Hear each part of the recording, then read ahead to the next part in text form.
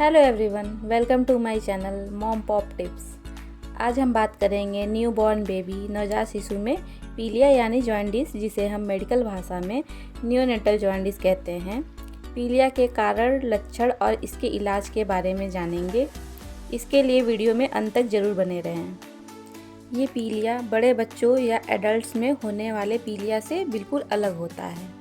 बड़े बच्चों में होने वाला जॉन्डिस काफ़ी घातक होता है और उसके बहुत सारे कारण होते हैं, जिसे कोई लीवर इन्फेक्शन हो या और कोई बॉडी स्टोन या कोई और इन्फेक्शन।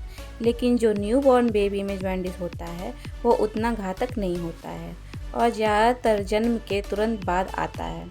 लगभग 70 से 80% बच्चों में ये जन्म के बाद आता है, लेकिन इलाज की आवश्यकता 5 से 10% ही पड़ती है। अब हम बात करते हैं कि जन्म के बाद नवजात शिशुओं में ये जॉन्डिस क्यों होता है। तो इसका कारण होता है नवजात शिशुओं के शरीर में जन्म के बाद ब्लड में जो लाल रक्त कणिकाएँ अर्थात आरबीसी होती हैं, उसका ज़्यादा मात्रा में टूटना, और ये जब नष्ट होती हैं तो इस हीमोग्लोबिन से एक पदार्थ बनता है जिसे हम बिलिरुबिन कहते हैं। ये बिलिरुबिन पीले रंग का होता है और जब इसकी मात्रा शरीर में बढ़ जाती है तो पीलिया होता है। ये जॉन्डिस ज़्यादातर बच्चों में जन्म के बाद तीसरे से चौथे दिन में आता है और 5 से 6वें दिन तक बढ़ता है और 7वें से 8वें दिन तक ये कम हो जाता है। ये नॉर्मल होता है, इसलिए हम इसको फिजियोलॉजिकल जॉन्डिस करते हैं। लेकिन ये अब नॉर्मल कब होता है? जब उसका अमाउंट काफ़ी बढ़ जाए, जिसे हम पैथोलॉजिकल जॉन्डिस कहते हैं। अगर बच्चे को जन्म के बाद 24 घंटे के अंदर पीलिया आ जाता है तो ये एबनॉर्मल है। अगर बच्चे में जन्म के बाद 7 दिन में बिलिरुबिन का लेवल 15 से ऊपर आ रहा है तो ये भी एबनॉर्मल है और इस तरह की पीलिया का इलाज करना ज़रूरी होता है। अगर बिलिरुबिन का लेवल 5 से 12 है तो हल्का पीलिया है और अगर लेवल 5 से कम है तो सामान्य है। पीलिया के सिम्टम्स। नवजात शिशुओं में पीलिया के लक्षण अलग अलग हो सकते हैं। ऑब्जर्वेशनल अगर आप देखोगे तो बच्चा आपको पीला लगेगा।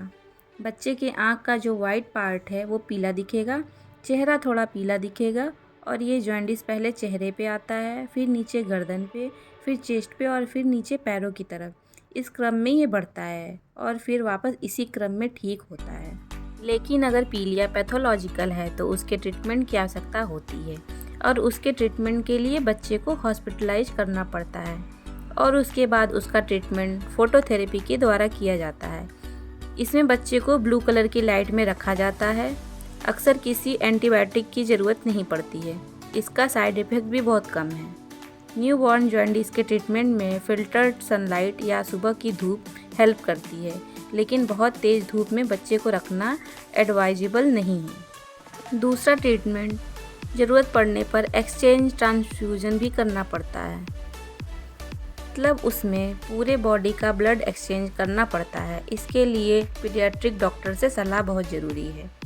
तो मैं उम्मीद करती हूँ आप सभी को न्यूबॉर्न बेबी के जॉन्डिस के बारे में इस वीडियो में कुछ अच्छी जानकारी मिली होगी और आपकी चिंताएं कुछ कम हुई होंगी। मैं कोशिश करूँगी मेरे आगे आने वाले वीडियो में आपको कुछ और नई जानकारी देती रहूँ।